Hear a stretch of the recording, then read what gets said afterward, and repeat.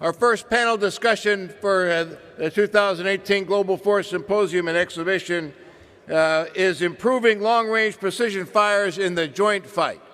We're very honored to have as a senior mentor, not just for the panel, but for this effort, General Bob Brown, Commander of U.S. Army Pacific. And the panel will be moderated by Lieutenant General retired Dave Halverson, Chairman and CEO of Cyprus International. General Halverson, off to you, sir. Thanks, sir. Well, first of all, we know people will come on in just because they've had to take a big break, but we did stay in the Holiday Inn Express last night, so we're the smartest things that go on here. First of all, we really want to welcome you to the Long Range Precision Fires panel.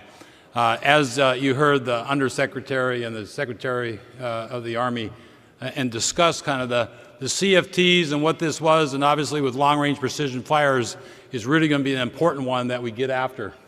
And this is really because, you know, as everyone knows, when you look from a threat perspective, it is like General Allen used to say, you're outgunned, outdistances, and outcapacity. How are you going to close that? How are you going to close it, and what are you going to do? So we are very blessed to be the first panel in the discussions of what this cross-functional team and this folks of experts are here. We are blessed to have a great panel, and I'll just tell you, my first is a dear friend of mine, General Bob Brown, the CG at the United States Army Pacific. He has had 12 years in the Pacific. I always wondered from my assignment officer, how do you get that done, sir? I mean, that's a pretty good deal. Get it wrong, Brown.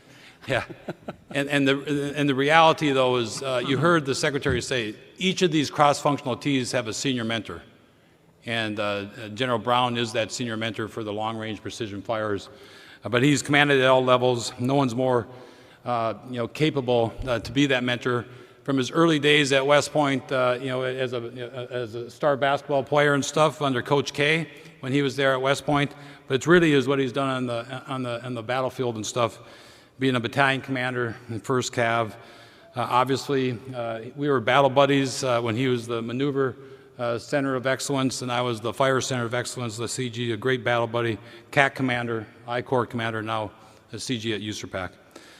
We have Brigadier General Steve Marinian, the CFT lead, long-range precision fires, the FA commandant there at Fort Sill, tremendous artillerist, with the background and the training, the education, and the broadening experiences that he is the right person at the right time to be leading this CFT.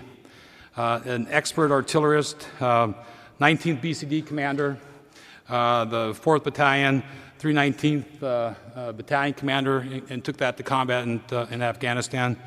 And at one time was my battery commander when I was battalion commander, so it's great for me to have a good, dear friend and know our mustard seed is strong leading this effort. Dr. John Gordon, he's a senior policy analyst at RAND, fires expert, artillerist, and he has a lot to be able to tell us about what, from a historical perspective on where we stand now, where do we stand from a threat base, and look forward to the John Gordon really giving us a good overview. We have Barry Pike, who's a PO of Missiles and Space. Barry was a deputy when I was the CG, and so an expert, an acquisition expert that understands the full depth and breadth of how to bring this capability to there quicker and more reliable, and how the process is going to change. And then Mr. Mark Lum, who's the Dean of the Defense Acquisition School here in the Southern region. So we do have a great panel. We look forward to presenting it. So our rules are going to be each panel member is going to talk for about 10 minutes. And then we do want this dialogue, and just like General Ham said, a dialogue for questioning. And it's going to really be important to ask the questions, and we're going to spend the majority of time asking the questions and getting down to the heat of it. So please fill out cards if you have any questions, what you all want to do. Look forward to our having a great discussions, and I'll just turn it over to General Brown right now to kick it off. Sir? Thanks, Halvey. Really appreciate you keeping us in line here. And congratulations, everybody out there, for the folks that stayed. We really appreciate it, supporting this first panel. I know sometimes you lose everybody after the exciting opening remarks, but this should be a great panel. We've got some real superstars, no doubt about it. I'm very honored to serve as the senior mentor, and as I thought about that, I said, geez, that means I'm just getting really old. And no offense, General Ham, when I know you've been a senior mentor before, but it's kind of interesting. You don't think of yourself as senior until you look in the mirror, and then you go, wow, I'm definitely getting old. But what a privilege, and conversations that prior to this change of this cross-functional team, as a commander out in the Pacific, I wouldn't have even been involved in the conversations. I would have probably seen the early prototypes of long-range precision fires, but had no minimal to no input. This is a great process, and it's going to make a huge difference. You know, and definitely as a commander out in the Pacific, we face this challenge. Simply put, you know, our enemies have outgunned us in many ways, and our competitors, and that includes, you know, as you look, North Korea certainly with what they've invested in, but then obviously China, and then obviously it applies Russia as well. So we're recovering from what Secretary Mattis calls a strategic atrophy. Our relative advantage has eroded over the last several years, and our efforts to modernize have one major focus. You heard it this morning from the Secretary, from the Undersecretary, and from the Vice, make units more lethal to win our nation's wars and then come home safely. And that certainly is a worthy cause for sure. And again, we are, in long-range precision fires, we are outgunned. And those A2AD bubbles that are out there pushing us out of places where we might have had access to in the past. And this is definitely a problem. As I said, it's certainly happening in the Pacific. It's happening in Europe as well. And we need to flip this problem back in the faces of our adversaries and quickly. So the cross-functional team, a perfect design for quick quality solutions, changing mindsets and disrupting the speed of previous efforts, increasing that speed in the future, no doubt about it. You know, the old school acquisitions, this is a conversation I would not have been a part of, and sequential development is definitely old think. So as we look at parallel and collaborative efforts, that is the way of the future, no doubt about it. It's going to make a huge difference. So as we look at long-range precision fires from, again, my perspective out in the field, here's where I see our biggest gaps in long-range precision fires, our biggest gaps. First of all, we've got a gap. We've got to push the maximum range of all systems under development for close, deep, and strategic fires, and we've got to outgun the enemy. And we don't do it right now. It's a huge gap. We've got to move beyond GPS-guided strike systems to multi-mode, multi-domain seekers that can track targets on land and sea, like anti-radiation homing or millimeter wave radar, beyond GPS to those forms.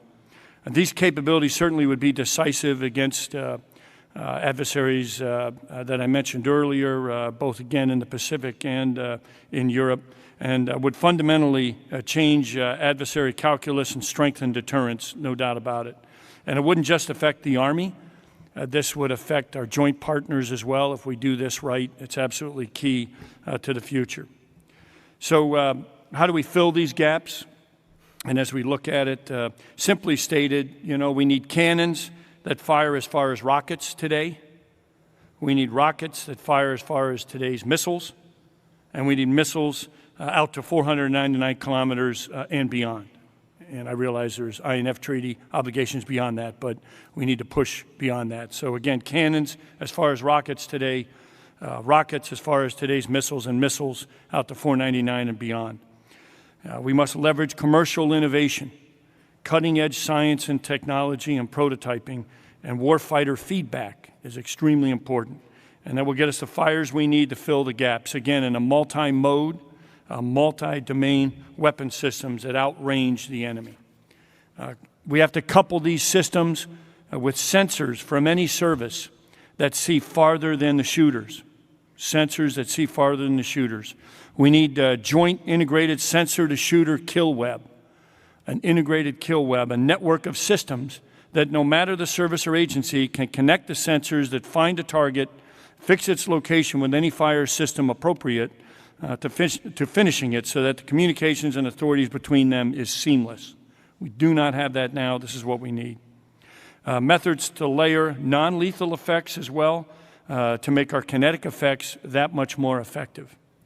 And these weapon systems get us beyond parity, but merely outgunning the enemy will not get us the relative advantage we're seeking. We need to get to dominance and deterrence through improved capabilities, increased capacity, and revised warfighting doctrine.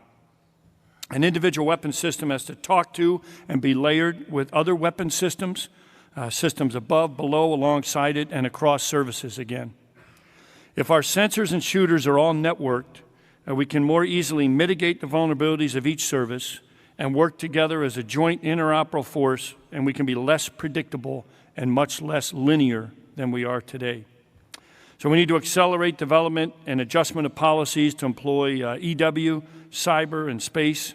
Non-kinetics, again, are key to setting the conditions for kinetics and many other areas, combining them. It's not either or, it's combined. We need new joint concepts of operation and schemes of maneuver to mass joint kinetic and non-kinetic effects and create multiple dilemmas in multiple domains. And all services have their own capabilities and stovepipes, and we need to move beyond that towards fully integrated joint schemes of maneuver, sequence in time and space to be more decisive with net effects. So we're clearly the most joint force in the world already today, but it's not enough. We've got to really move towards going from interdependence in the joint world to joint integration. That's got to be our goal to be effective. And I'll use an analogy. Admiral Harris, a few years ago, actually at a AUSA Land Pack Symposium, he challenged us to kill the archer. Don't just deal with all the arrows coming in, but kill the archer. And I would say that if we properly execute multi-domain operations with non-kinetic and kinetic effects and the improvements in long-range precision fires we're discussing here, we'll be able to kill the first archer, cut the bowstrings for the next archer, cut communications and blind the leadership, and then hack the factory that makes the chainmail and cause a logistical disruption in the delivery of horses. So we don't want to just get after the archer. We want to do much, much more. So General Ham told me, he said, if I talk too long, try to share my ideas too much, he'd yank me right off the stage. So, sir, I'm going to honor that and really get to these brilliant technologists, leaders, and artillerymen to discuss more aspects of long-range precision fires. Thanks. Hey, thanks, sir. I appreciate it. John, why don't you get your slides, okay? Okay, thank you, sir. John Gordon from the Rand Corporation, former artillery officer myself. And in the time I've got available, I'm going to highlight some key points from a study we did for the Field Artillery School last year that's now pending release by Army Public Affairs. Hopefully it'll be out for the public to see because we deliberately wrote it as an unclassified report in order to maximize distribution. And as the Secretary of the Army mentioned this morning, the Army is reorienting, and the other services also are reorienting in the direction of conventional combat, after about a decade and a half of low-intensity / counterinsurgency operations. And, the many branches of the Army are doing the same thing. Of course, it's extremely important that our fires capabilities be increased because this reorientation for conventional combat is really with major competitors in mind. In the study that we did for Fort Sill last year, we looked at a number of different types of opponents like the North Koreans, the Iranians, but in particular we focused on a really high-end opponent, really dangerous opponent like the Russians. So to highlight some of the challenges we identified, the gentleman who are up here in the panel with me will have, be explaining the kind of things that we have done or they are in the process of doing to mitigate a lot of these challenges. So first First thing I'd point out, the good news is that, that as was the case during the Cold War, this is a low probability event that we'll ever have to fight the Russian army in Europe, but it's not, there's always a possibility this could occur. So as was the case during the Cold War, you have to study the threat, you have to study the challenges that you would face, and, take appropriate action in terms of doctrine, training, material, everything else the Army needs to do to prepare for combat against an opponent of this quality. In the case of Europe, and again, focusing on the Russians in the European theater now, in a short warning scenario, say 7 to 10 days warning, the Russians would have a very significant advantage in terms of numbers in all aspects of ground combat. I'll show you a chart in just a moment that focuses on the disparity in fires capability between the U.S. and the Russians in say, defense of the Baltic states. That would take, in the first week or two of a fight against the Russians. So initially, they would have a considerable numerical superiority. In addition to that, in terms of the quality of their individual fire systems, the Russians take this stuff seriously. The artillery has been a strong suit of the Russian army ever since the days of the Tsars. It certainly was during the era of the Soviet Union, and it still is today with the Russian army. So, for example, they've got a range advantage over us in a number of different areas, particularly cannons. That's, they typically, modern Russian cannons have got 50% to 100% greater range than current generation of U.S. cannons. Rocket launchers, it's about even when you look at the most numerous Russian rocket launchers compared to MLRS, or even the very powerful 300 millimeter BM-30 Smerch, which is a real standout in all the analysis of the defense of the Baltics or the defense of Poland. Very, very powerful system, about the same range as guided MLRS, although the Russian systems tend to have a wider suite of warheads compared to American systems, and they also are available in much larger numbers, particularly in the initial stage of a conflict. I'm going to come back and talk a couple times about the effect of Russian air defenses and what that means for Army fires, because at least initially, in the first few weeks of the conflict, the Russians would have an extremely powerful air defense system. That is going to degrade both Army and joint ISR. Between Russian air defenses, Russian EW capabilities, Russian cyber capabilities, all ISR assets in the American Joint Force and in NATO are going to be affected by that. They have the ability to shoot down UAVs. They have the ability to shoot down manned aircraft. In terms of the joint force, a lot of the systems that the Army has grown accustomed to receiving support from, things like J-STARS, things like Rivet Joint, given the range of these Russian SAMs, these things simply aren't going to be able to operate anywhere close to the battle space. So the Army and joint ISR picture is going to be degraded by these Russian capabilities. That degradation could last a period of weeks, if not longer. And again, focusing again on the air defense issue, because of the power and the range and the lethality of these Russian air defenses, it's going to make all forms of air support much more difficult, and the ground force is going to feel the effects of that. It's certainly going to put a greater premium on U.S. Army field artillery. It's going to put a greater premium on long-range fires to compensate for what will at least initially, be a significant degradation in the amount of air support, less joint ISR, less CAS, less interdiction, less offensive and defensive counter-air. So all that's going to have an effect on Army operations. And importantly, because of the quality of these Russian air defenses and the range of these Russian air defenses, they're going to be able to have a bubble over their own forces that is going to extend considerably over our forces. So probably for the first time since World War II, you would have U.S. Army ground forces in serious risk of air attack, overflown by enemy UAS, attacked by enemy helicopters, attacked by enemy fixed wing. Very different situation that the Army's been operating in for decades past now. It really goes all the way back to World War II to have an equivalent situation. A lot of the targets that are of considerable interest to the joint force, like Russian air defenses, which so severely constrain our air operations, require great range from Army systems. So you see the example here on this slide, the Russian S-400, its current state state-of-the-art Russian air defense system, also known as SA-21B, that's got a range of about 400 kilometers. The Air Force is going to need help dealing with systems like that, and it's going to require ISR that can find them, and it's also going to require very long-range precision systems that can engage them. The chart on the bottom just shows an unclassified, simplistic depiction of how our ISR, Army and Joint, are probably going to be degraded depending upon the opponent you're fighting. ISIL/Taliban on the extreme right-hand side, North Korea, Iran, and of course it's very, very serious degradation if you're fighting someone like the Russians. Next slide, please. You can't see the writing on this, I apologize, but you can hopefully see the colors. This is like the amount of artillery the U.S. Army today, currently in 2017, 2018, on a short warning scenario, like 7 to 10 days warning, the number of cannon systems on the left-hand side, the number of rocket launchers on the right-hand side that the U.S. Army could bring to bear in Eastern Europe, compared to the number of cannons and rocket launchers the Russians could bring to bear, and it's a dreadful mismatch right now. It's probably the Russians will probably outnumber our fire systems by about 5 or 6 to 1, at least in the initial stages of the conflict. Next slide, please. So recommendations that came out of this report, and I think you're going to see it's going to complement a lot of what the other gentlemen on the panel are going to be saying. We made quite a number of recommendations. These are the ones that I think that are most important, especially for an audience like this and this forum. The two branches took disproportionate force structure cuts during the 15 years of counterinsurgency, the air defense branch and the field artillery.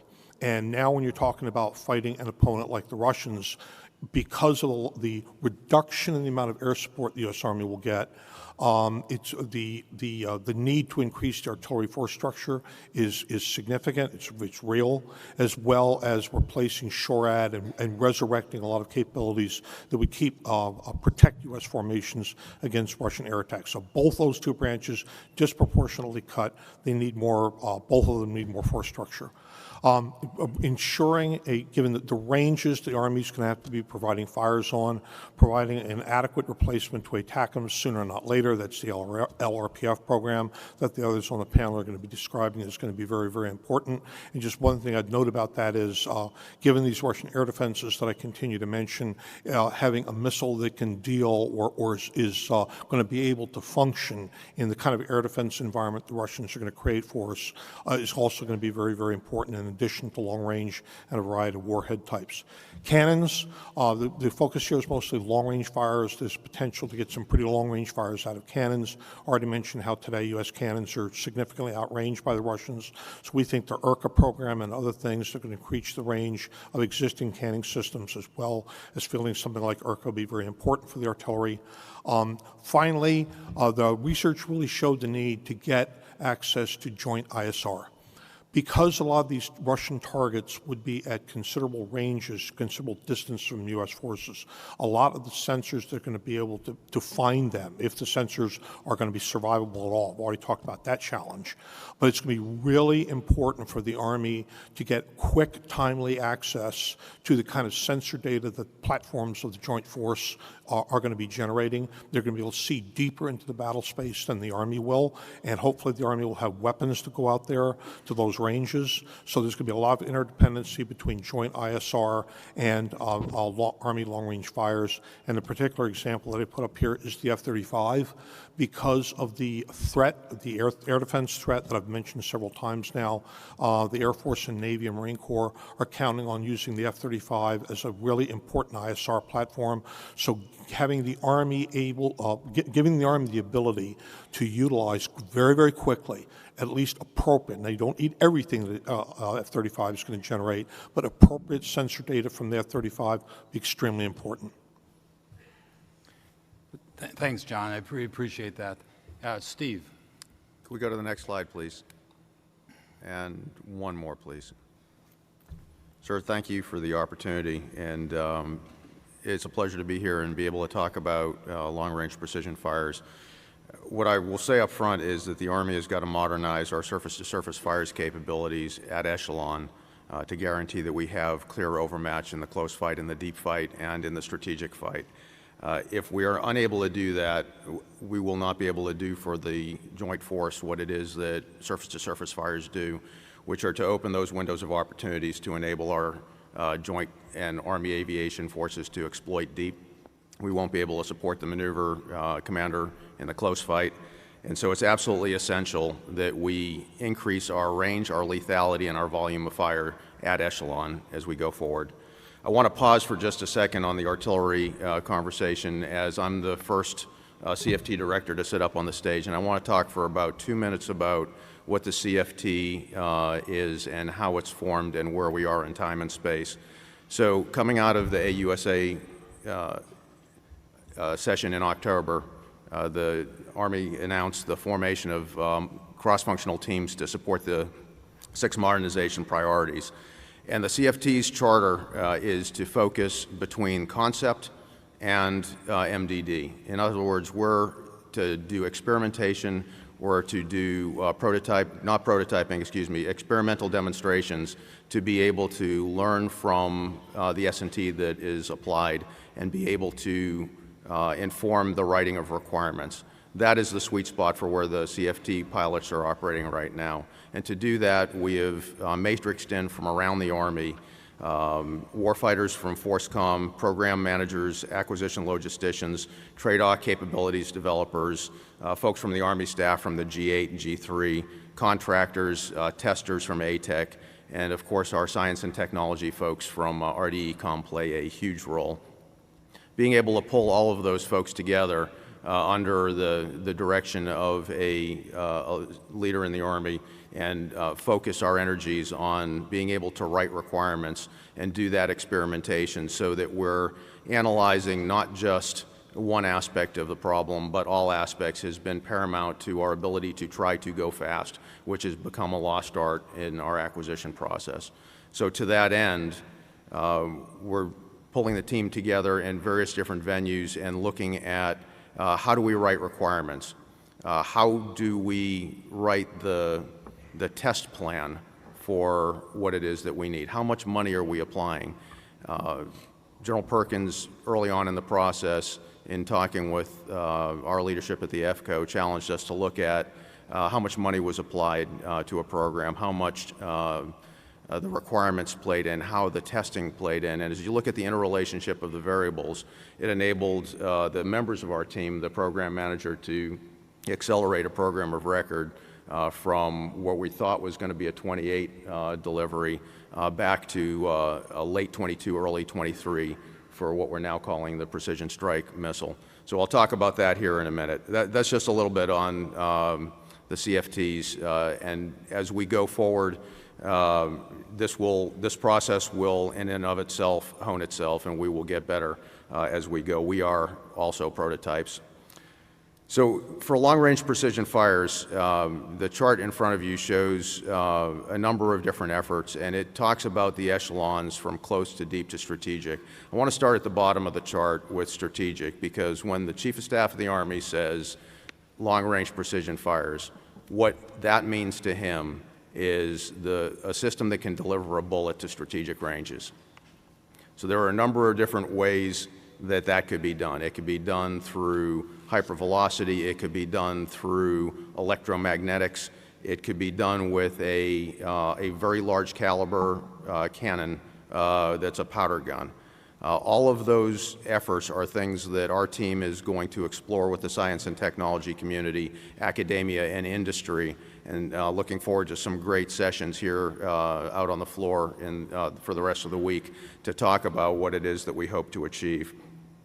But that, in and of itself, when the Chief says long-range precision fires, it's the delivery of a bullet to strategic ranges. The CFT, called LRPF, is also working on several other things. At the strategic ranges, we've got an idea of how we could deliver a INF-compliant missile out to strategic ranges, something that uses technology of boost glide to be able to get out to those ranges and be able to, as the Chief would say, break through the line like a pulling guard by breaking into that A2AD environment, knocking out air defenses, and creating that hole for the joint fires to exploit. As you move up the chart into the deep category, you'll see the Precision Strike Missile, which is the program which is currently still named LRPF, but we're in the process of renaming that to deconflict so that there's no confusion about the Chief's vision of what LRPF is. Precision Strike Missile is an ATACMS replacement, and as you all know, ATACMS was terminated in 2007. We are currently service life extending our existing stock of ATACMS as we are working on the science and technology and prototyping of what we're calling the PRISM missile. We expect to see prototypes fly within the next fiscal year in 19. And from there, hopefully a delivery of the base missile in late 22, early 23. That base missile is going to provide the bus to give us the ability to spiral additional capabilities out. The base missile itself is going to be a huge upgrade from ATACMS. It's going to get to the INF limit of 499. It's going to provide 1.5 times the speed. It's going to be twice the capacity because it's sized to be able to fit 2 in a launcher pod, so 4 per MLRS and 2 per HIMARS. And it's also going to have the ability to be even more lethal than the ATACMS, even given its smaller size. So the base missile itself is planned to be extremely capable. But when you add the ability to look at future spirals, which is what the CFT is working on, the S&T behind multi-domain moving targets, so the ability to hit a ship at sea, the ability to hit moving targets on the land domain, the ability to have submunitions that can attack heavy armored targets and have effects, the ability to deliver loitering ISR out to strategic ranges, and the ability to use sensors to hone in on targets. Those are all aspects of future spirals of this missile that the base precision strike missile will provide. And then finally, at the close end, up at the top of the chart, we're talking about a dramatic increase in the firepower that's organic to our BCTs.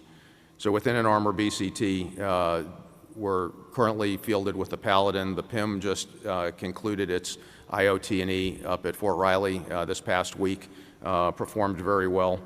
And we would envision very quickly the first element of IRCA, which is not just the delivery system, it's the powder, it's the projectiles, it's the autoloader, it's the ability to improve our range, our lethality, and our volume of fire all.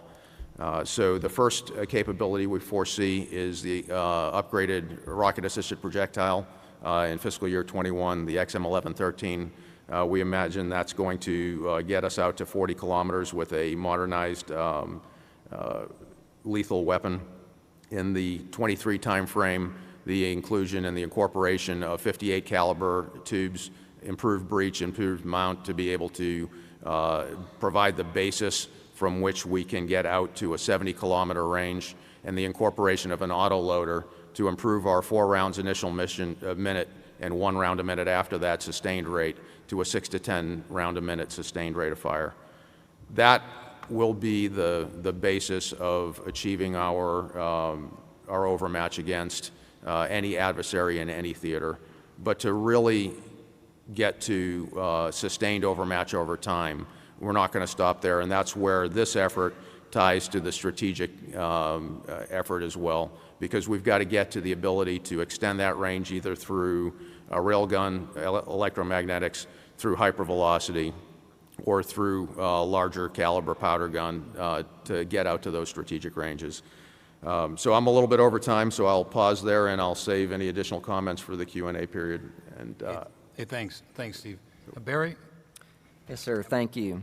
General Ham, thanks to AUSA for bringing this great venue to Huntsville and the opportunity to participate in this panel with these experts. So we've heard a lot about the case for delivering these capabilities at the speed of relevance, and it's a very compelling case, especially as we move into the future outside just counterinsurgency operations.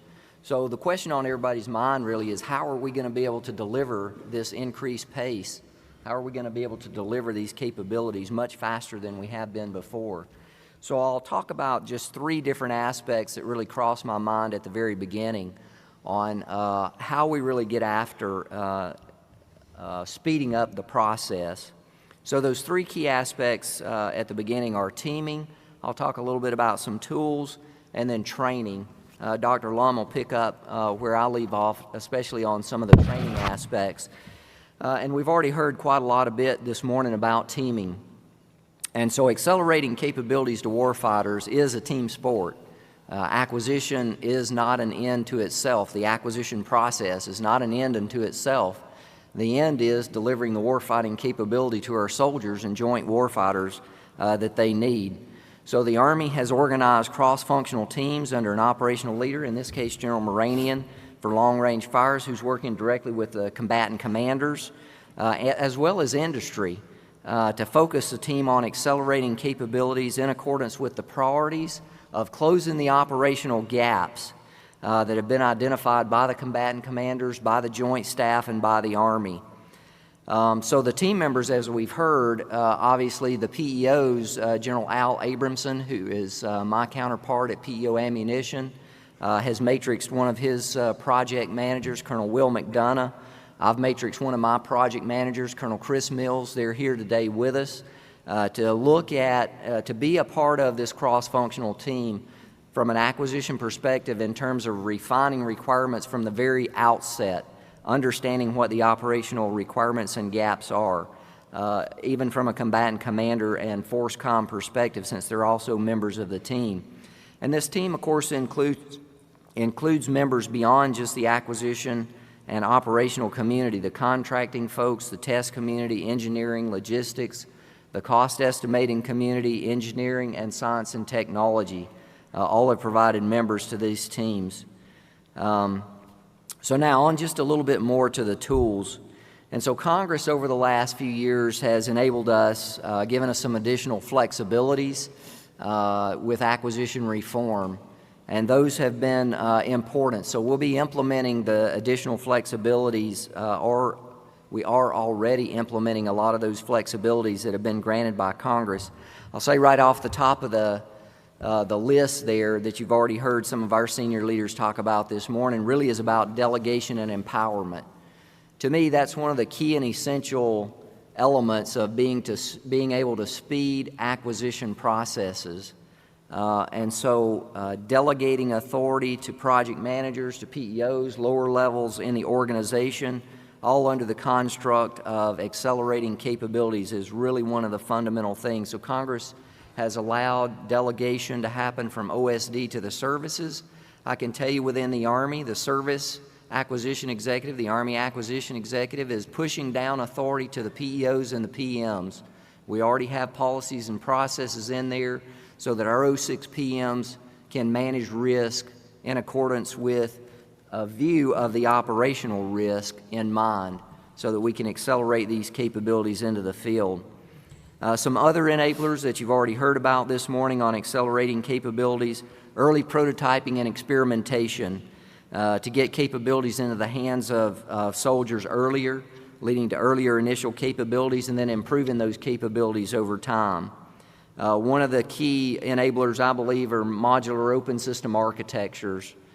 Whether we're talking about at the system of systems level, whether we're talking about at system level or at component levels, this modular open system architecture is really open avenues for faster, more innovative, more affordable, and competitive modernization opportunities. Allows for a lot more flexibility in the way we modernize going into the future. And then finally, under some of the tools, the last one that I'd pointed out, although there are many others that we're leveraging, smart contracting. You've probably seen in my portfolio quite a lot more use of different contract tools like other transaction authorities.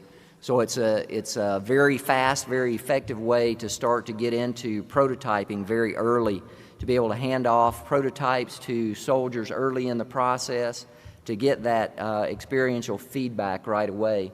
You heard Dr. Gordon talking some about the air defense piece and the field artillery piece across the Army. And my PEO, actually, we're fundamental parts of two of those cross-functional teams, two of those 6 modernization priorities, actually all 6 of the priorities, but really prime contributors in those 2 areas. And so I see this counter move from a lot of different perspectives on modernizing air defense as well as modernizing field artillery at the same time going into the future. So then the last thing that I'll talk about really is training. And so a lot of what you'll hear in terms of speeding the acquisition process really has to do with culture change. And so that starts at the grassroots, the ground level, for us to grow a generation of folks who understand how to manage risk, how to take risk, how to work with their peers, how to work with their operational counterparts to balance risk. You've heard already this morning to change our culture within acquisition to be more product and outcome focused, not process focused. We can't allow strict adherence to bureaucratic processes to win over delivering the needed outcomes. So obviously some of our more senior, more seasoned acquisition experts, we're getting involved in a lot of mentoring and tutoring training on how to, what is the right level of risk to be able to accept at your level and to have cost, schedule, performance responsibility at our entry-level civilian or military leaders. We have to reverse the risk-averse culture. Over the years, so much bureaucracy, so many laws, regulations, policies have been built up because something went wrong in acquisition. And so somebody said, well, we'll never let that happen again, so we'll create some law or some policy or rule or regulation to help us avoid that in the future. We have to bust through that and get down to managing our risks at the appropriate level. That also means there has to be a very defined culture of getting our metrics together, being able to measure when we're on track, when we're off track, to have transparency in those metrics as we delegate and empower our subordinates to manage at their level to deliver this capability sooner. We have to be able to hold ourselves accountable. So project managers, operational commanders, they're delegated by charter or order responsibility, authority, and accountability to execute their missions. And so to do that throughout the Army, we have to have a culture of metrics, measuring ourselves against the standards, going above and beyond the standards to deliver capability quicker. And so a part of that operational experimentation and prototyping early to be able to give capability to soldiers earlier is to allow soldiers the opportunity to provide feedback very early in the system's life cycle. While it's still just a concept, while it's still a prototype, to be able to obtain that feedback very early in the system's life cycle. And then finally, we'll let Dr. Lum talk some about enabling the workforce. But before I do that, I will just do an unabashed plug for those of you that once we get done with our panel, one of my lieutenant colonels, Lieutenant Colonel Dave Benjamin, is actually going to talk about what we've been doing to accelerate counter unmanned aerial vehicle systems capability into the force. So he's going to be at the Warriors Corner. We actually have outside. Don't forget to visit some of the outside displays, some of our new mounted capabilities for counter UAS. I'll just tell you, like we did with counter rocket artillery and mortar, we have delivered capabilities within days and weeks, not months and years. And so if you want to go hear really truly how an acquisition leader at a product manager level has done that and been successful at it, go hear him speak at the Warriors Corner. Go see the products he's developing and fielding real time. So with that, I'll pause here and turn it over to Mark Lum. Thank you, Barry. Thank you, General Halverson, for allowing me to participate. I'm Mark Lum, and Barry, thank you for that honorary PhD. I didn't stay at a Holiday Inn Express last night, but you look like a doctor. I look like apparently I look like a PhD. I'm from the Defense Acquisition University. We're part of OSD, and we're here to help, truthfully. It is about the Army of 2028. It's about enabling the workforce and helping the cross-functional teams get across the finish line, and that finish line is going to look like a materiel development decision. And what I have to say in just a few short minutes is germane to this particular long-range precision fires CFT, but it's got relevance across the spectrum for all 6 of the Chief's modernization priorities and all 8 of the CFTs. The National Defense Strategy calls out a trained and ready workforce as a key component of the national defense enterprise. Our marching orders from our new Undersecretary of Defense for Acquisition and Sustainment, Ms. Ellen Lord, are to help speed things up, are to be part of the solution and not part of the problem. At DAU, we've reorganized into market segments, and we're taking a look at our customers in a way we've never looked at them before. It is not by accident that Huntsville is the center of the Army market segment, and here in Huntsville, we are paying attention to what the Army needs in a way that we've never done before. We are listening to what the Army is saying about what the Army needs and when the Army needs it and where the Army needs that help. This is a way of DAU being part of the solution that DAU has not been before. I heard my fellow panel members talk about change. We all know change is difficult. We talked about cultural change. Cultural change is particularly difficult. And a long-term enabler of that cultural change is leader development, managing the talent that is going to be the senior leaders, both operational and acquisition, in the future. At DAU, we're proud to be part of the Army's premier civilian acquisition leadership program, known as the Senior Service College Fellowship Program. Been in existence for more than 10 years, more than 250 graduates to date here at Redstone, up at Warren at TACOM, at Aberdeen at CCOM, and coming in the summer of 2019 at Picatinny Arsenal as well. The Senior Service College Fellowship Program turns out senior civilian acquisition leaders who are enterprise-focused. They are critical thinkers and who intelligently and productively challenge the status quo, who understand it is about delivering product. It's not just about checking the blocks on the process. We are working with the Army's one-of-a-kind Acquisition Center of Excellence here in Huntsville, co-located on the University of Alabama Huntsville campus, to deliver a more rapid and efficient acquisition basic course experience, delivering all the certifications in one fell swoop. At DAU, we're working to deliver worksite solutions at the point of need. We understand the opportunity cost of being away from the office for 10 weeks or 5 weeks or 6 weeks or even a week, and are rapidly reconfiguring our curriculum to deliver what the Army needs in the way the Army needs it at the point of need. Listening to General Ostrowski here in Huntsville before the holidays talk about the cultural change going on in the Army Acquisition Corps and some of the things he was struggling with, we have engaged the services of an expert on other transaction authorities who will be here in Huntsville in April delivering a series of OTA workshops open to all, first come, first serve. Check the Redstone Rocket, either the printed or the digital edition in the DAU corner. That'll be April 17, 18, and 19. Everything you wanted to know about OTAs and didn't know that you needed to ask.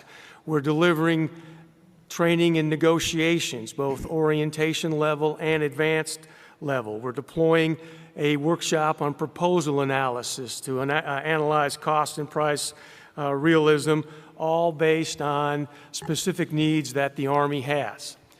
I think that no matter the modernization priority or the CFT, foundational to ultimate success, and the ultimate success of the Futures Command is going to be a trained, ready, and professional acquisition workforce, and DAU is part of that success.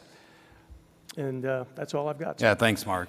Well, I appreciate everyone's comments. We kind of warmed up the crowd. They're pretty excited out there. So now they're really, to get things really moving, we're going to get some good questions. And I appreciate it. Keep on rotating the questions up here.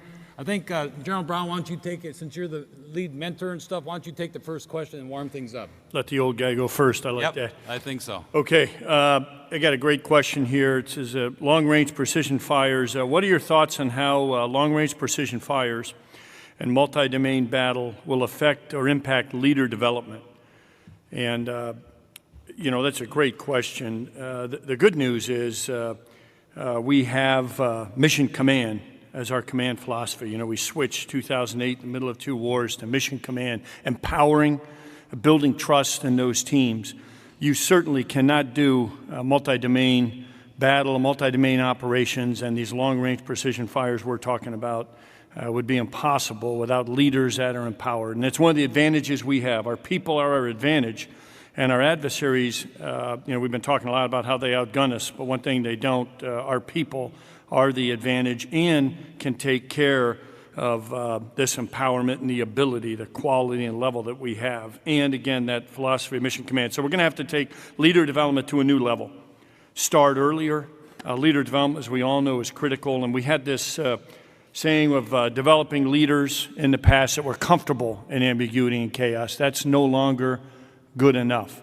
It's leaders that thrive in ambiguity and chaos. And that is a different way to educate, train, and a different investment in leader development. Leaders that thrive, really trusted, teams of trusted professionals that thrive in ambiguity and chaos. And so I know there's a lot of efforts being done in TRADOC, a lot of efforts being done out there in the operational force, and a lot of great programs. But we're going to have to really continue to emphasize that and get after leader development that can develop those leaders who can use this, because you've got to be empowered in these type operations. They're complex, and you're not going to be able to go all the way up the chain, get an answer, and all the way back. The enemy's going to be long ways away, and the opportunity's lost. It's a 2-part question, this one. The second part gets me a little bit depressed, as probably much like you out there, my bracket is shot. And so with March Madness going on, it says, what happened to Duke last night, is the second part of the question. And it's very simple. They lacked long-range precision fires. That's an easy one, not to mention their defense. But I would, if you're out there, isn't it great to see Loyola? They've got long-range precision fires. And Sister Jean, and you know, it's just fantastic that she is. She's got 2 brackets, as I understand, and one bracket is where, as far as she thought Loyola would go, it stops at the Sweet 16, and then there's her prayer bracket that has them winning the championship. So the prayer bracket seems to be taking the lead right now, and they've got those long-range precision fires. Well, thanks, sir. I knew you'd draw it back to basketball, and the Vice put it on the hockey display earlier.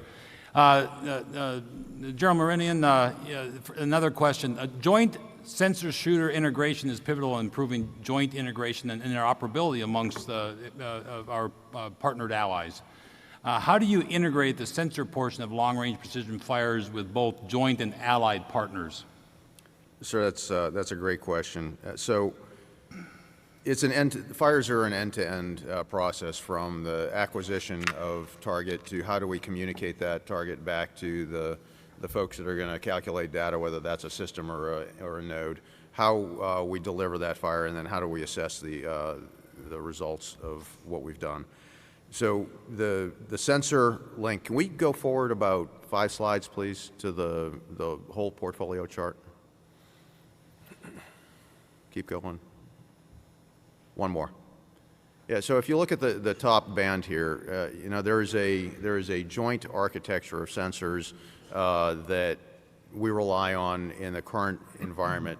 We're going to have to become much more sophisticated, because when we fight the next fight, it's going to be in a denied, degraded, or disrupted space operating environment. So we've got to build in some resilience, some redundancy, some mechanisms to make sure that we are able to sense targets, we're able to communicate those targets back. So, you know, from my view, if Facebook can look at a picture of a friend of mine and say, hey, do you want to tag John Smith?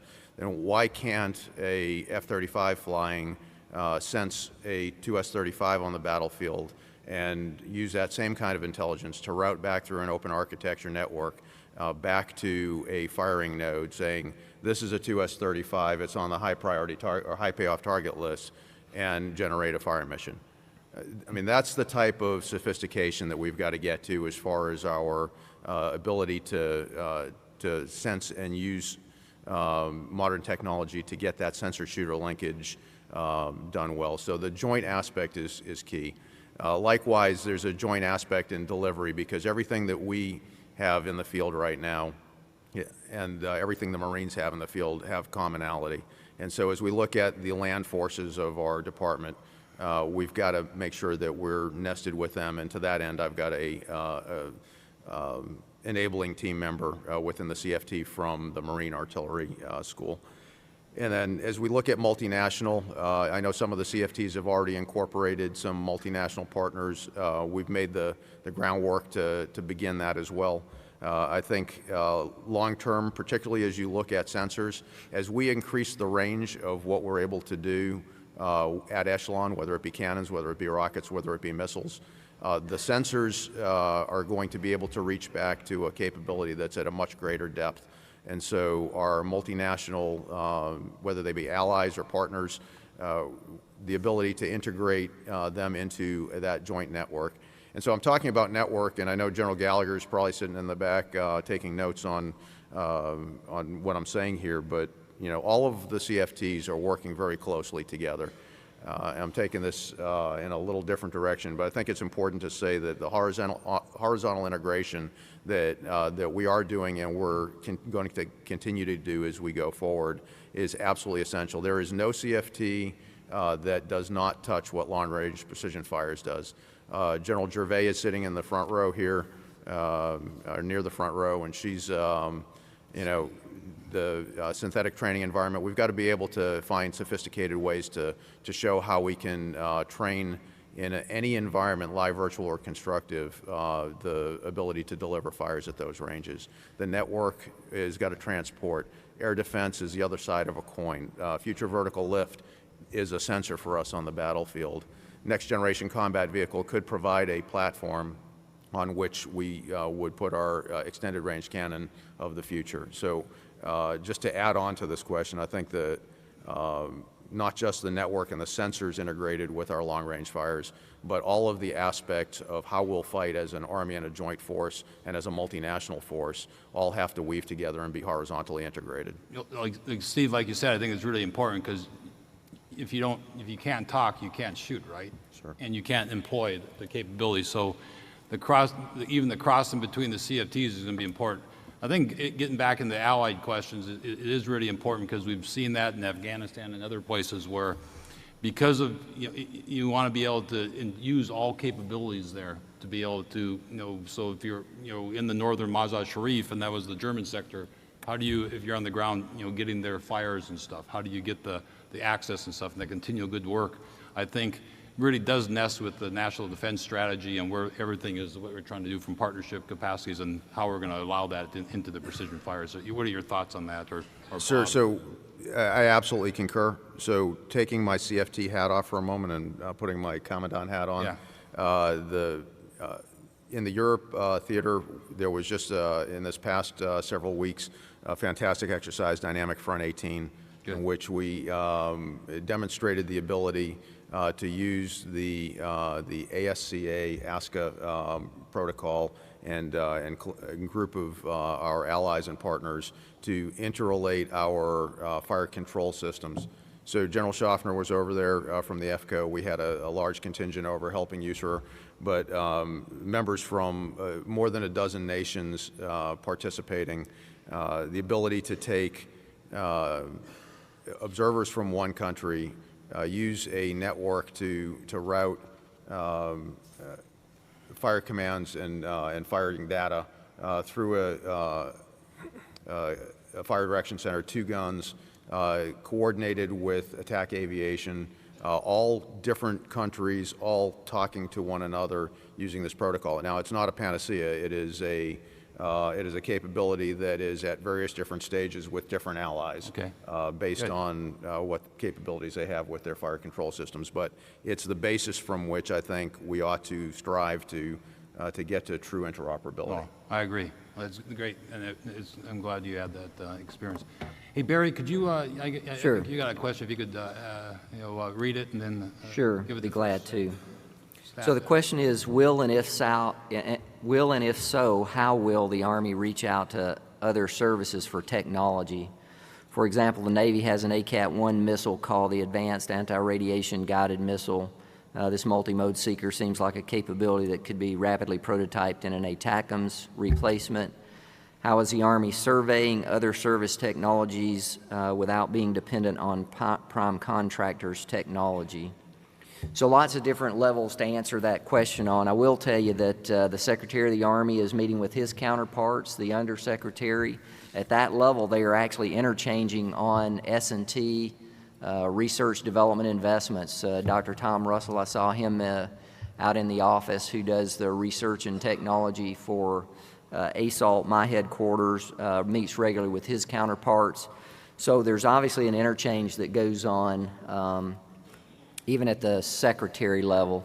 As was kind of pointed out, we do quite a number of joint programs, obviously primarily between the Army and Marine Corps, for some of our other munitions, for some of our missile systems, not necessarily just in long-range fires. We actually provide all those capabilities across the services for the Navy, the Air Force, and likewise they leverage technology that we're working on.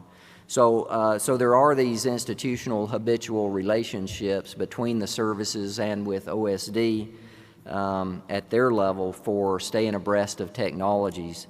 I think when you get down to specific solutions in terms of leveraging specific technologies from a Navy program into an Army system of today or an Army system of the future, you know, when we go out for those, obviously a part of the CFT, a part of the program manager's job is to really stay abreast in terms of doing market research. And so surveying what's out there in the marketplace, whether it's the commercial marketplace or the defense marketplace or the international global marketplace, to stay abreast of those technologies and be able to pull them in. So one of the key things I think that the CFTs have really brought to bear and done a great job of is really going out to all the labs, not just the Army labs, but getting a perspective of the other service labs, going out to the Rapid Capabilities Office, the Strategic Capabilities Office, the Rapid Equipping Force, going out to industry directly and having industry days and being able to pull feedback. So lots of different levels of how to do that. Obviously, when we get down to specific subcomponents to integrate into missile systems, there are processes we go through on the acquisition side to do that, to prototype that, to test it, to get that integrated into system and delivered quickly. So there are a couple of examples of that we're leveraging actually as a part of long-range fires, where there's some early opportunity to get at what General Brown was talking about in the way of multi-mode seekers and being able to bring multi-domain battle sort of to the forefront. So there's some capabilities that the Strategic Capabilities Office is implementing right now to do a demonstration within about 2.5 years of a potential seeker technology that could be integrated into an existing Army system. We're also looking at it from the perspective of not just that one specific effort, but also other lab efforts that could look not just at integrating into an existing Army missile system, but into the follow-on precision strike missile. So well, thanks, I'll Barry. stop there. Well, I appreciate it. Steve, maybe this is a question. Is there IRCA focused on just the self-propelled platforms exclusively? And what is the future with reference to towed cannon inventory, and how is hypervelocity projectile integrated into IRCA? So three-part question, I guess. Okay, sir. So IRCA is indeed a self-propelled effort for the M109 system. That said, there is an ongoing effort that we're synchronizing with both the Force Modernization Proponent, i.e. the FCO-CG, and the Rapid Capabilities Office, where they're working on prototyping a tube that would be for towed artillery that could be applied in the future towards a wheeled variant if we choose to go that direction for Stryker BCT.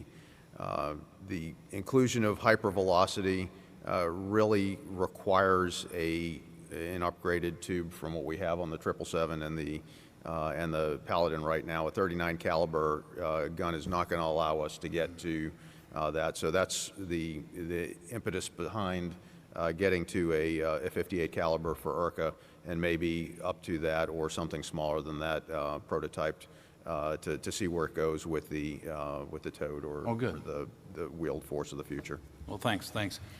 Sir, you got a question? Yeah, another question. It says, nesting long-range precision fires into a robust, multi-domain, truly joint warfighting concept looks like it will be PhD-level work.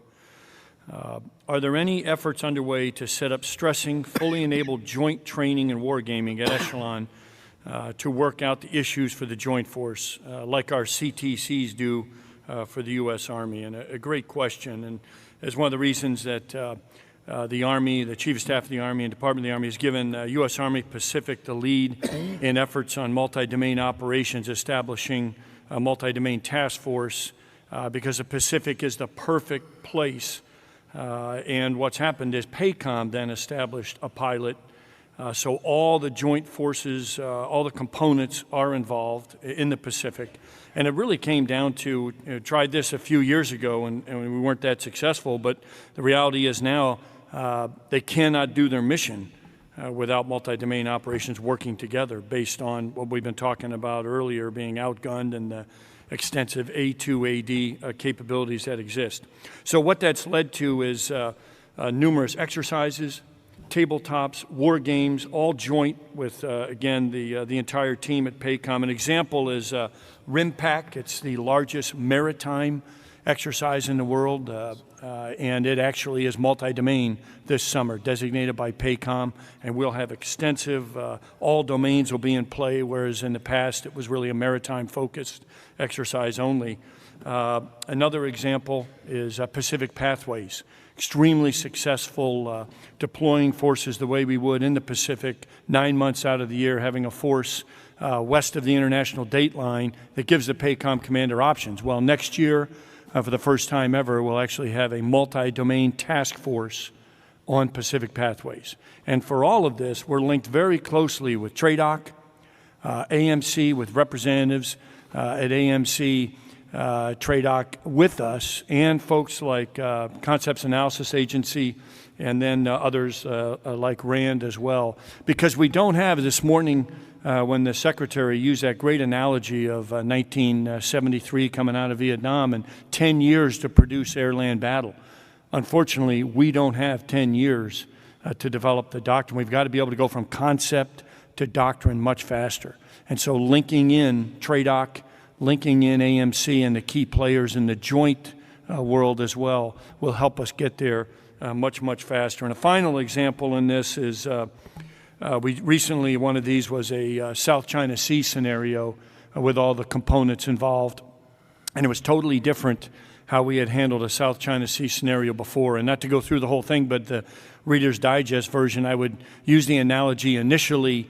South China Sea scenario was like little kids in a soccer game that all go around the ball, and they're all huddled around the ball. And after we looked at multi-domain operations and capabilities, we realized that no, now we would spread out and have plays, and we would have individuals in different regions putting pressure on the potential enemy, and it was a much better solution, multi-domain complementing each other and providing tremendous capability in that type scenario. So yes, we are working for it. It's as close as we can get to a joint CTC at this point, I would say, and so thanks for that great question. Hey, sir, there's a follow-on question here that kind of dovetails a little bit with that, and it kind of says that will the Army's design and implementation of the multi-domain task force, you know, is that going to change some of the design implementations on the BCT Fire Task Force, that the Operational Fires Task Force, or the Theater Fires Task Force? I mean, do you see that blending or being informing each other, or how is that? How do we think that's going to work? Or Steve or General Brown? Sir, I'll take first swing at that. So, as you heard this morning, the Secretary announced that you know, we're looking at reintroducing a rocket and a SHORAD capability within the divisions. If you look at the bottom swath of this chart, it's actually perfectly teed up. What has been missing in our fires force for a long time has been the C2 at echelon. And so DeVarties exist again, but as we wrap in a SHORAD capability into divisions, we've got a proposal for an O&O for a division fires command, which will be the evolution of that, which you'll see a little bit towards the right side bottom of the chart. But we also at the Fire Center have concepts developed and are working with ARCIC on a future operational fires command, a future theater fires capability. If we could go forward one slide and to the operational view, please. Next slide. Yeah, there we go. So on the left hand of the chart, you see kind of our operational view of how we would see a multi-domain capability being employed, either to open those windows of opportunity at echelon, sir, or to have cross-domain capability to engage maritime targets. Those are the types of things that I think will be very relevant as we go forward.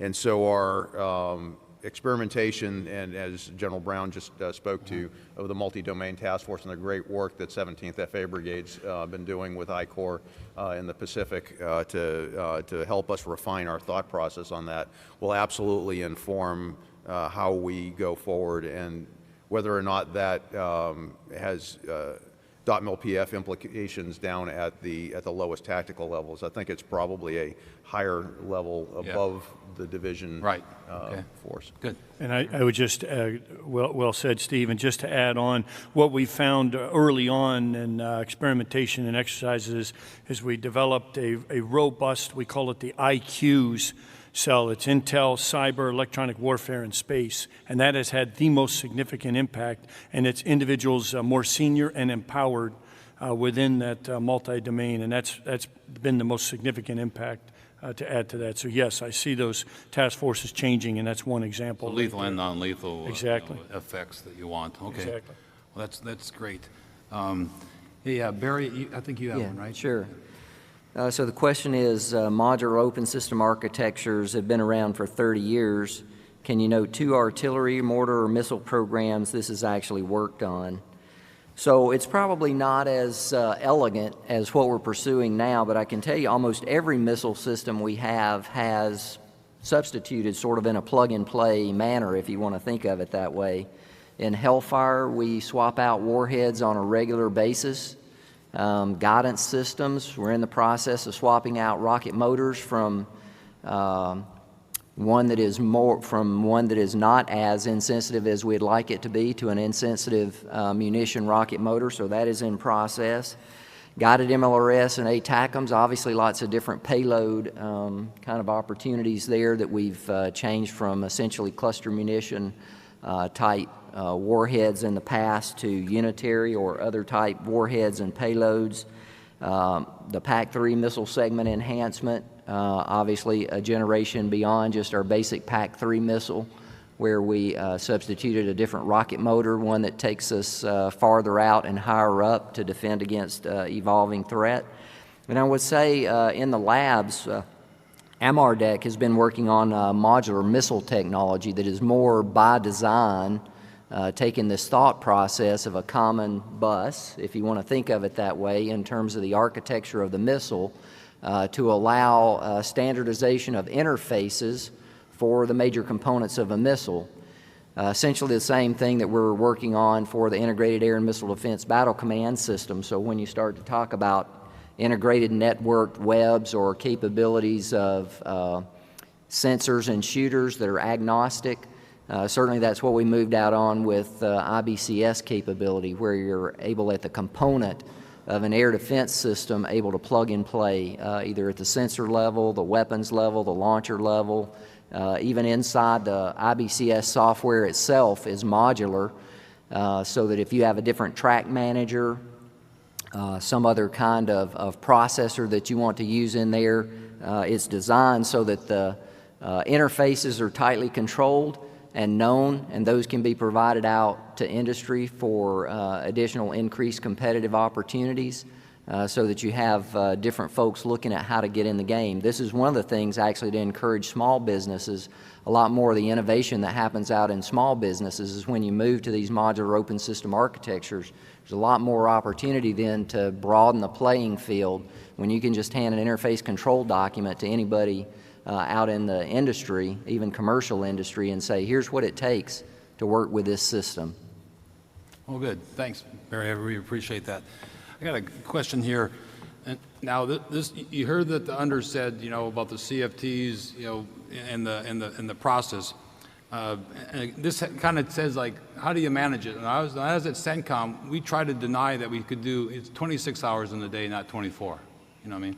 But this kind of ties into the human dimension aspect of it. Is you understand that the CFTs are the additional duties, and how do you kind of, with all the CFT members, including the directors, also have permanent day jobs, right? If so, what's your viewpoint, or what's different? Are the CFTs essentially the fancy IPTs, or what's the different aspect of from that perspective as you bring this team together and with their diversity and their certain expertise? And do the CFT members go back to their day jobs once CFTs becomes part of Futures Command, or you may not know that, or whatever? So that's the gist of the questions, Steve. Yes, sir. So I don't think they're glorified IPTs. I think that it's really become the main focus for the members of the team. The prioritization placed on the modernization priorities and the matrixing of folks. While most of us in the current pilots are indeed dual-hatted, it has been very clear that the CFT duty is our priority, and that is where we're spending the majority of our time and energy. As I mentioned earlier, I think I used the phrase that we are ourselves prototypes. I think the CFTs that we have now will continue to evolve, and not exactly sure where that's going to be as we go to falling up underneath Futures Command at IOC, but the progression from where we are now through Futures Command IOC to FOC will certainly see an evolution. And we'll add that we've submitted our recommendations for what we think a TDA ought to look like. Those have been consolidated by General Richardson's team in the building, and so that's being looked at so that we can resource some folks for the team that are not dual-hatted. But I think in order to be truly effective going forward, as the Secretary mentioned this morning, we've got to remain matrixed. If I don't have hooks into Barry's team, if I don't have hooks into the science and technology folks at the various different decks, then we will lose our effectiveness and our reach. So to spin off and John, you can probably fill in here. Looking at it from an analysis perspective, maybe I'm one of those ORSAs, right, Steve? So in your ability as a CFT, do you see, the studies or a need for a lot of analysis so you actually can make an informed decision, right? Because the numbers don't lie, or where things are, technology. Are you leveraging, and John, like in analysis aspects, are you looking at, and how are we doing integrating them on the CFTs? Yeah. Sure, I'll take first swing and then pass to John for thoughts, sir. So absolutely is the answer to the question. We have already employed TRAC to help us do a quick study of a number of different systems that are being worked, efforts are being worked outside the Army at the long ranges of surface-to-surface fires, whether they be SCO initiatives, SMDC, DARPA, and we pulled in the TRAC folks to help us to put some parameters out there and look at what would be how we could get at the sweet spot of cost and time and performance and find the optimal recommendations. Okay. So organizations such as RAND, such as TRAC, absolutely, I think, will be essential to our ability to define requirements in the best manner, so that we're not delivering somebody's good idea, but we're pulling the technology out of S&T and not just having it pushed to us. Yeah. Oh, John, anything? I'd just like to add to what General Maranian said with this observation that I think the services are all good at conducting analysis within their own service. You know, there's a lot of capability to do that. The whole concept of multi-domain battle is becoming increasingly joint, and it's becoming increasingly complex in lots of different domains, both, you know, kinetic warfighting, cyber, electronic warfare, et cetera, and I guess just my observation, having participated in a lot of these studies in the last few years, is that we've still got a ways to go. We're getting better, but we've still got a ways to go as far as doing really well integrated joint studies between the services so that you can really compare each other's capabilities and what each other's strengths and weaknesses are and how to mitigate that going into the future. So I think, in my opinion, from having participated in quite a few of these over the last few years, that if we're really going to move truly into well-integrated, very timely joint capabilities, that's still, in my opinion, the chink in our armor. And I think some of the steps that are being taken now, like by TRADOC and Air Combat Command, to do a whole series of pretty sophisticated games looking at different scenarios from a multi-domain battle standpoint. I think that's a huge step in the right direction. There's probably more improvement still needed. Good. I got a question here. Steve, we kind of talked, you mentioned a little bit, and I saw in your strategic slide that you had talking where you showed a long, you know, like an artillery thing, electric fires, we used to call it, or rail gun and all that stuff. How do you see that, or are we looking into those things? I know we looked at it a while ago. Where are we and all that kind of stuff, as I saw that on your slide? So can you discuss like the integration of electric fires, or what your thoughts are? Sir, I can, and very briefly, as we go forward in order to meet the Chief's intent of delivering a bullet to strategic ranges, we've got to explore all options. There are science and technology challenges to get out to ranges. I mean, right now we're at 30 kilometers. We want to go much further than that, beyond the 70K that would give us parity, beyond 100K, out to several hundred if we could get there. And so in order to do that, we've got to really stretch our industry partners and ask them to tell us what's in the art of the possible. So in that line there, we can't just make a bet now and go with it. I think we've got to explore multiple different options. Electric fires is certainly one of those options.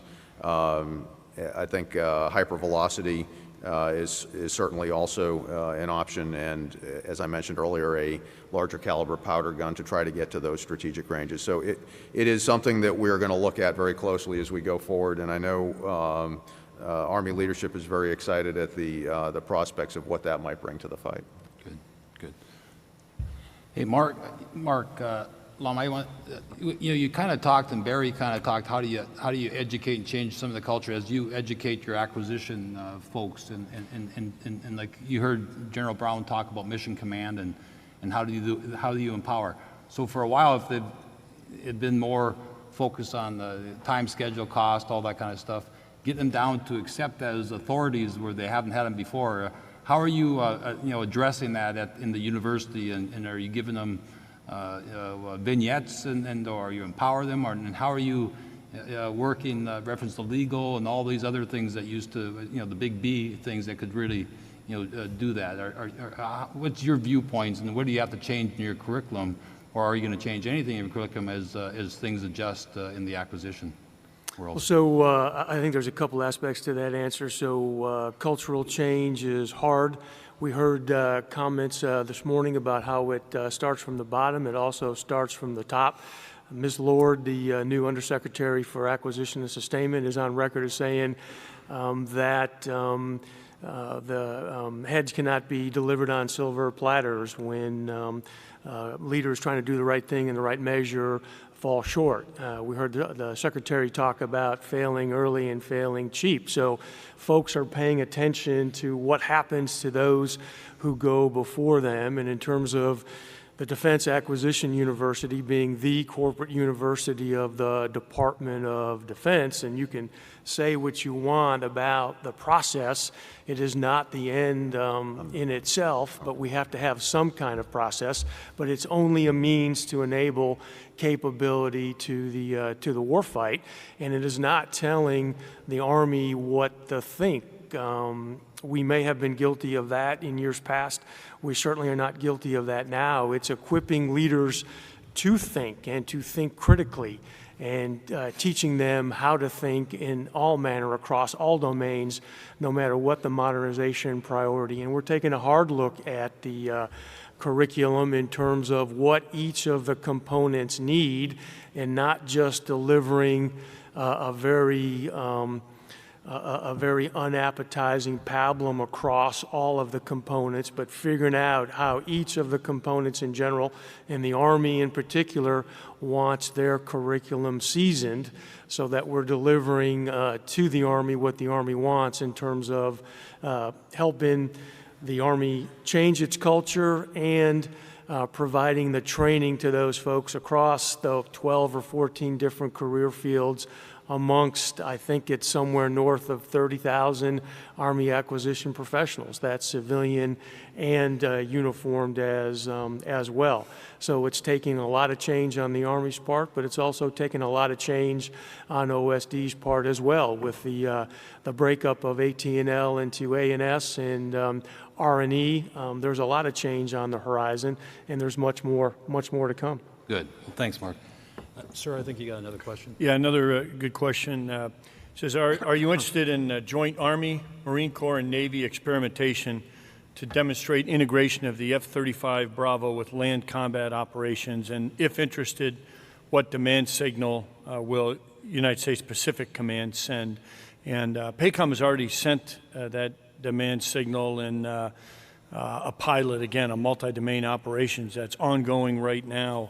And absolutely, everyone is interested. As you look, why wouldn't we develop every system that can share among all the services? Truly platform agnostic and sensor agnostic, whether it's a P-8, an F-35, a Global Hawk, an Aegis cruiser, sharing with an Apache, in all domains. That just makes us so much more powerful as they're linked together, as we talked about earlier, and the ability to maneuver in multiple domains to a position of relative advantage. The long-term advantage in any single domain is gone. And so you've got to take a look at all systems and leverage them as best as we possibly can. And that joint integrated sensor-to-shooter-kill web that was discussed earlier really presents many dilemmas to enemies, and as another question alluded to, it is very difficult. It's PhD level work, but we're already getting after it. And the good news is, in our military, our Army in particular, but all our military, we have the people that can do it and that can be empowered to make that happen. So clearly, yes, we want to. Yes, we are moving forward in every exercise, leveraging joint assets to get at those advantages we need against our adversaries. Good. Sir, we may have a picture of one of those if you go forward a few slides, maybe past General Moranian's last slide. Is there one more? No? Okay. No. Oh, we had a picture there, but I know there have been some operational experiments over the last 6-8 months where actually the Marine Corps took an Army-developed weapon system like HIMARS with a guided MLRS, fired it off a Navy vessel at a land target using air and space capabilities. So when you start to look at multi-domain battle and the multi-domain battle task force, doing that operational experimentation is one of the key attributes of doing that, and the lessons you learned out of doing that, of exercising that muscle. Yeah. Good. I'm going to attempt at this, but Tom Hughes, you may want to, maybe I won't get it quite right. It's referenced like the right submunitions, could that be like a swarm of drones, kind of like, and what type of drones in relationship, like the DARPA's Gremlin drone that they dropped from the C-130? Are you looking at anything like that from a submunition perspective, Steve? So yes, sir. as part of the precision strike missile, as we go forward into future spirals, that is absolutely something that is in the art of the possible.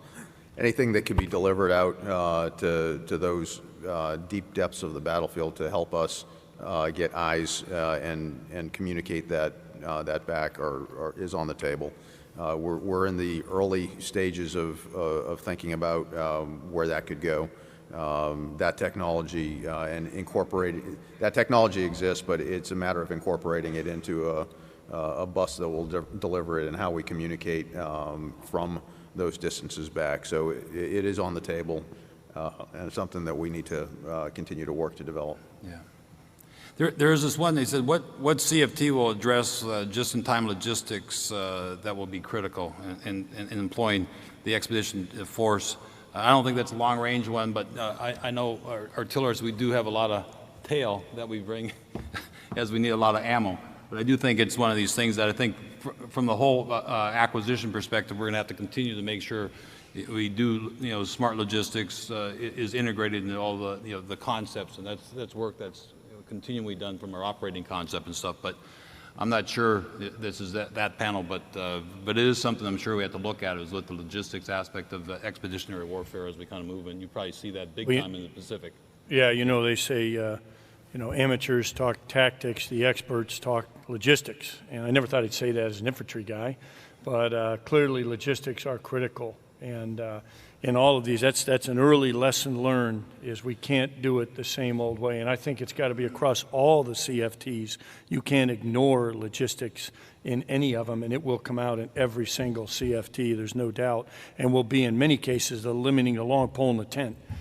So ideas and logistics are critical. That's what's so important about that. I mean, when I was the chief of plans at CENTCOM in 9/11, Afghanistan is still a landlocked aspect. Interior lines, having to think through that whole approach and how you establish that will have to be there, because it's something from a campaign perspective that you have to continue to work. And as you know, it just takes time to go over the Pacific, and when things come to the Pacific, it's almost twice as long as the Atlantic side. So exactly. Just like that. So that's a great approach. I think that's pretty much most of the questions. Do we have any more or any other questions out there? Nope. All right. So I just want to say thanks for everyone I hope you found this informative. Thanks to the panel members for your time and stuff, and being part of the panel and stuff. And thanks so much for General Ham and AUSA for having this great symposium here this week. So thank you very much, sir. Good. Thanks, General Brown, General Hamilton. Thank you very much. Okay, folks, let's be back at 13:30. Please take this time, grab some lunch, but spend some time on the exhibit floors and outdoors. Thank you very much. 1:30.